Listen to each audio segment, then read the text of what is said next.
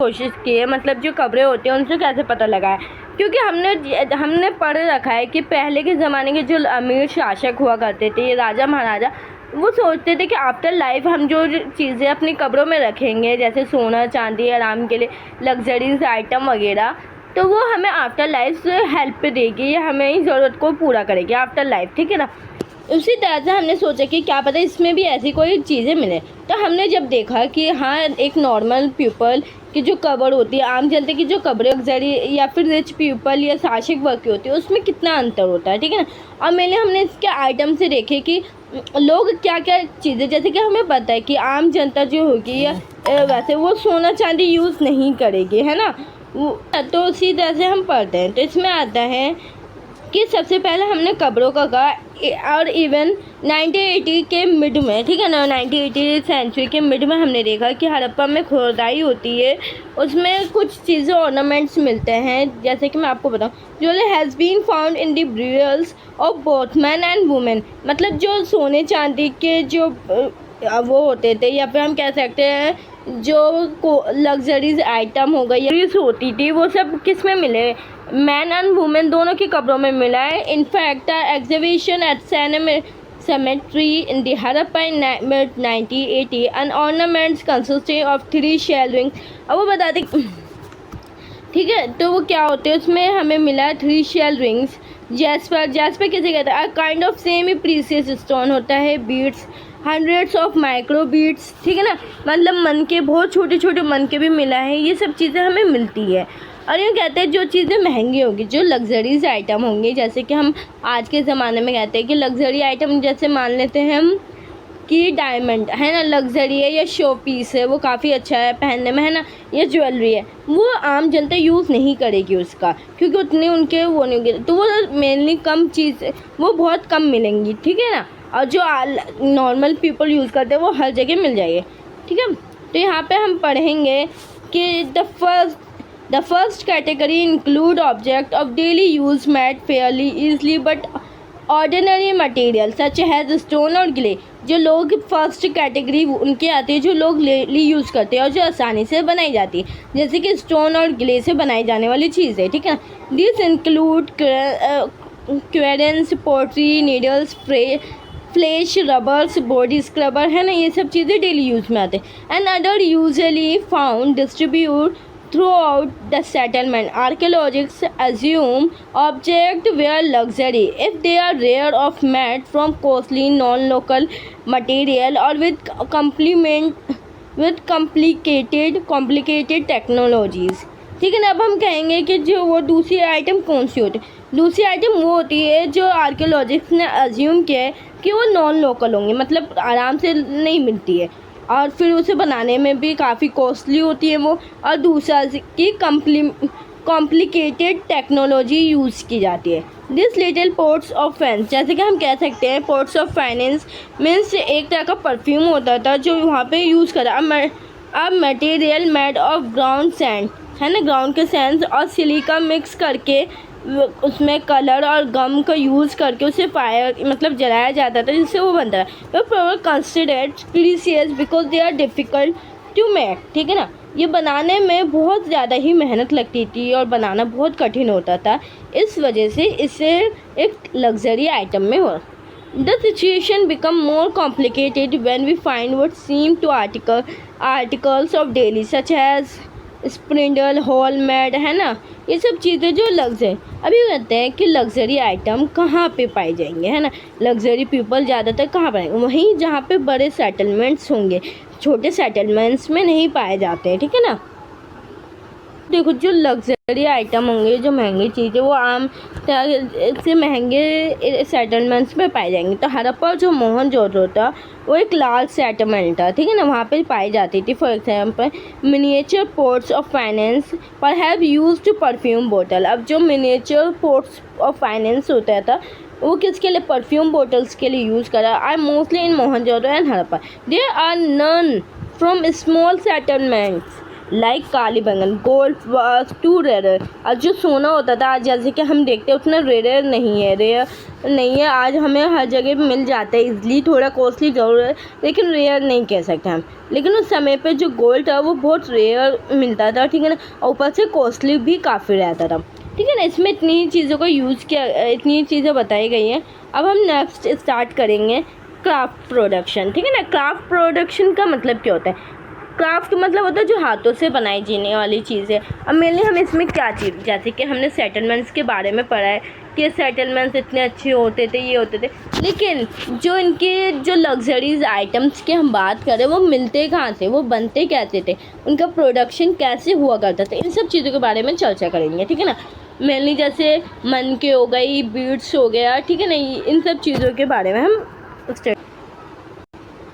अब देखो यहाँ पे जो चंद्रहुड्रो है वो हैज़ अ कंपैरिजन मोहनजोदड़ो से, वो बहुत छोटा सेटलमेंट है, लेस देन 7 हेक्टर्स है, लेकिन मोहनजोदड़ो का जो एरिया है 125 हेक्टर्स। लेकिन जो हम कह सकते हैं क्राफ्ट प्रोडक्शन के लिए वो मेनली एरिया कौन सा है, वो कौन सा डिवोटेड एरिया है, वो हम कहेंगे चंद्रहुड्रो का, क्योंकि वहाँ पे काफ़ी सारी चीज़ें क्राफ्ट हुआ करती थी, प्रोडक्ट हुआ करती थी, जैसे bead making, shell cutting, metal working and seal making and weight, ठीक है ना, जिससे वज़न चीज़ें नापी जाती है, उन सब चीज़ों के लिए, मापने के लिए, है ना।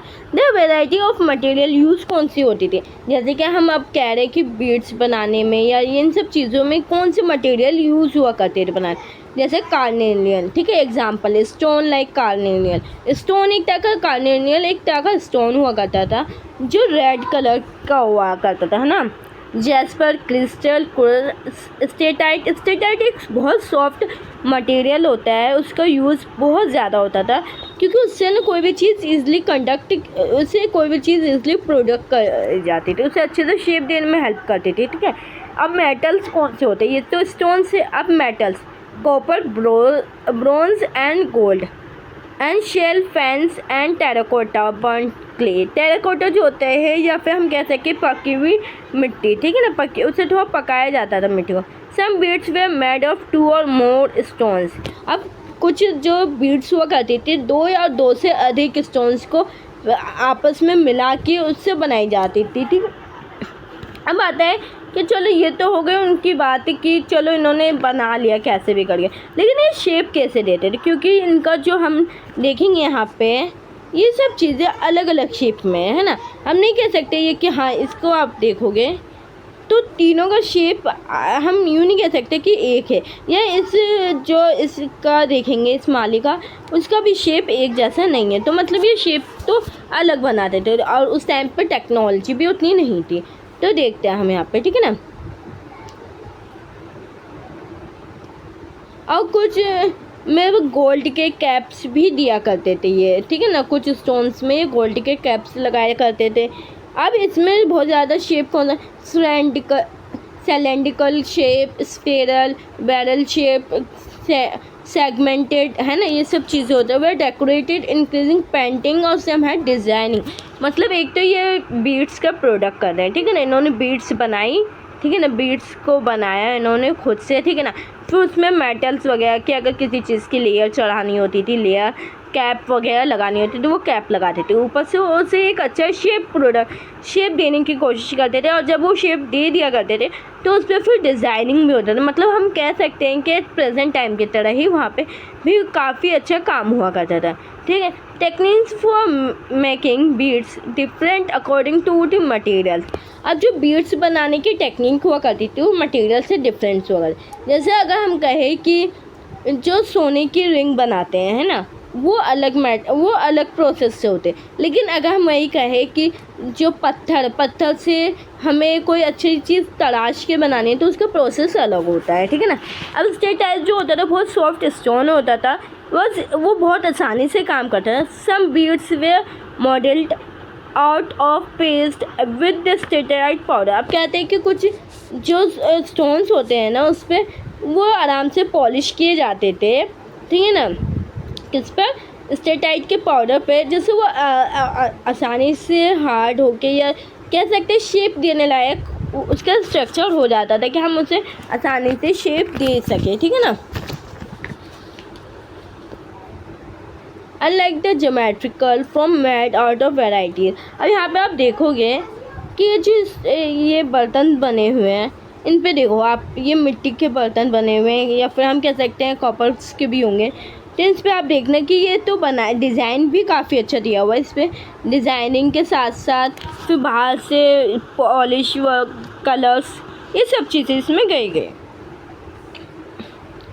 लेकिन इसका अभी तक हमें कोई आर्किटेक्चर्स को कोई वो नहीं मिला है कि हाँ किस टेक्निक से वो किया करते थे, या कह सकते हैं कोई मशीन्स वगैरह नहीं मिला है, ठीक है ना। अब देखो, archaeologist experiment have related that the red color of carnelian was obtained by the firing of yellowish raw material and beads at various stages of production। अब कहते हैं हमें अगर कार्नेलियन बनाना पड़ता था उन्हें, तो क्या कहते थे, येलो कलर का एक रॉ मटेरियल होता है और बीड्स, उन सबको अच्छे से कहीं ना कहीं कुछ जलाया जाता था या वो किया जाता था जिससे कि उन्हें वो चीज़ें जो उन्हें आसानी से मिल जाता था। Nodule were chipped into the rough space. और ये कहते हैं इन सब चीज़ों का ना, देखो ये एक से एक माले भी जोड़नी है ना, वो चिपकाने के लिए, शेप देने के लिए, final flaked and final form, polish वगैरह, ये सब चीज़ें करी जाती थी। और ये स्पेशली कहाँ पाई जाती थी? चंदहुद्रो में। मतलब चंदहुद्रो हम कह सकते हैं छोटा सेटलमेंट ज़रूर था, लेकिन वहाँ पे काफ़ी चीज़ें प्रोडक्शन में थी, काफ़ी चीज़ों का वहाँ पे स्टार्टिंग से लेकर एंडिंग तक होता था। मतलब रॉ मटेरियल से लेकर वहाँ पे काफ़ी अच्छी अच्छी चीज़ें बनाई जाती थी, पॉलिश, ठीक है ना, ये सब चीज़ें वहाँ पे होता था। फिर लोथल आता है, चंदहुद्रो, लोथल और धोलावीरा जो होता है उतना नहीं पाया गया, बट उसमें भी हम कह सकते हैं कुछ पाया गया। अब नागेश्वर एंड बालाकोट, ये दो स्पेशलिस्ट सेंटर है शेल मेकिंग के, ठीक है ना। शेल मेकिंग या कह सकते हैं जो शेल से बनाई जाने वाली ऑब्जेक्ट होती है, जैसे जिसमें इंक्लूड है बैंगल्स, लैंडल्स एंड इनले, ठीक है। मतलब जो बैंगल्स देखोगे आप उसमें शेप दी जाती है, डिज़ाइनिंग वगैरह, तो ये सब चीज़ें कहाँ होती है? ये स्पेशली सेंटर है नागेश्वर एंड बालाकोट। ये अच्छे से याद कर लेने, काफ़ी एग्जाम में आ चुके हैं, ठीक है ना। अब आता है चंदहुद्रो एंड लोथल। चंदहुद्रो और लोथल जो है ये दोबारा से नाम आया। मतलब चंदहुद्रो और लोथल में स्टार्टिंग से लेकर एंडिंग तक पूरी फिनिशिंग तक होती थी, ठीक है ना। मतलब उसे शेप देना, वहाँ से ग्रो मटेरियल करना, ये सब चीज़ों का काम, फिर उसे कैसे मिक्सअप करके कौन सा मटेरियल बनाना, ये सब चीज़ें वहाँ होती थी। और वो सब चीज़ें होने के बाद वो छोटा सेटलमेंट था तो वहाँ बिकने से रही, वो सब जाती थी बड़े सेटलमेंट, मतलब मोहनजोदड़ो एंड हड़प्पा सेटलमेंट में जाती थी। वहाँ पे क्या बोलते हैं, बेचने के लिए जाया करती थी। Identify the centre of production. अब हम इसमें आइडेंटिफाई करेंगे कि ये सेंटर ऑफ प्रोडक्शन कैसे हो सकता है। मतलब आइडेंटिफाई करना कि हाँ इसी एरिया से ये प्रोडक्शन हुआ है, नहीं हुआ है, कैसे हम करेंगे। तो उसके इन्होंने दो, जो आर्कियोलॉजिस्ट हैं उन्होंने दो चीज़ें देखा। पहला होता है इस रॉ मटेरियल। उन्होंने देखा कि रॉ मटेरियल सबसे ज़्यादा कहाँ पे है।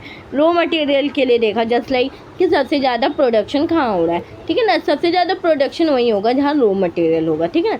जैसे कि अगर मैं कुछ चीज़, मैं सोने की बहुत सारी चीज़ें बनाऊंगी अपने घर में, मतलब अपने दिल्ली में बहुत सारी सोने की चीज़ें बनी, तो जाहिर सी बात है सोने की खदान कहीं होगी, तो तभी दिल्ली में इतनी सारा प्रोडक्शन हो रहा होगा, है ना। या हम कह सकते हैं रॉ मटेरियल यहाँ से ज़्यादा मिल रहा होगा, है ना। और दूसरा उन्होंने देखा कि वेस्ट मटेरियल सबसे ज़्यादा कहाँ से पाए जाते थे, ठीक है ना। वेस्ट मटेरियल इन्होंने देखा, तो वेस्ट मटेरियल को जो आर्कियोलॉजिस्ट थे उन्होंने सबसे फर्स्ट प्रेफरेंस दी। ये बोला कि रॉ मटेरियल से भी ज़्यादा वेस्ट मटेरियल है, क्योंकि अगर कोई भी चीज़ कहीं पर प्रोडक्शन हो रहा होगा या कुछ भी, या वहाँ पर कुछ हो रहा होगा, तो वहाँ पर बहुत सारी चीज़ें टूटती भी हैं। जैसे आप कोई चीज़ या मूर्ति या कुछ भी बना रहे हो तो वो स्टार्टिंग से लेकर एंडिंग तक नहीं होती।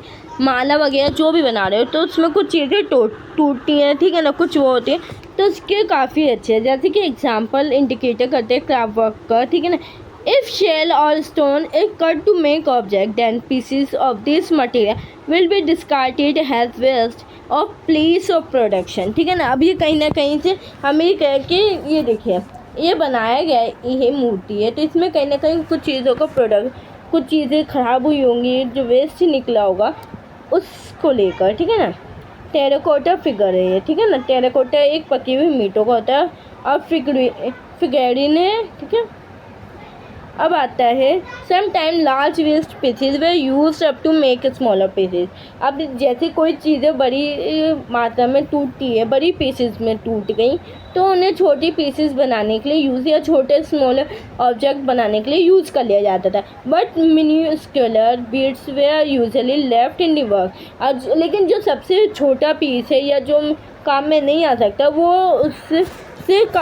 उस काम से लेफ्ट हो जाता है। This traces suggest that apart from small specialised centre, craft production were also undertaking in the large city such as Mohenjodaro. अब कहते हैं कि जो ये सब चीज़ें जो प्रोडक्ट हुआ करती थी, ये सब कहाँ जाके बिकती थी? मोहनजोदड़ो एंड हड़प्पा में। अब इसी के साथ हम अपनी इस क्लास को एंड करते हैं, ठीक है ना। अब नेक्स्ट क्लास से हम पढ़ेंगे स्ट्रेटेजीज फॉर प्रोड्यूसिंग मटेरियल, ठीक है ना। मतलब कौन सी मटेरियल कहाँ से आते थे। और ये देखो यहाँ पे जो है कॉपर एंड ब्रोंज के मटेरियल वो है ऑब्जेक्ट है, ठीक है ना। तो नेक्स्ट क्लास से हम ये पढ़ेंगे स्ट्रेटेजीज फॉर प्रोड्यूसिंग। ओके।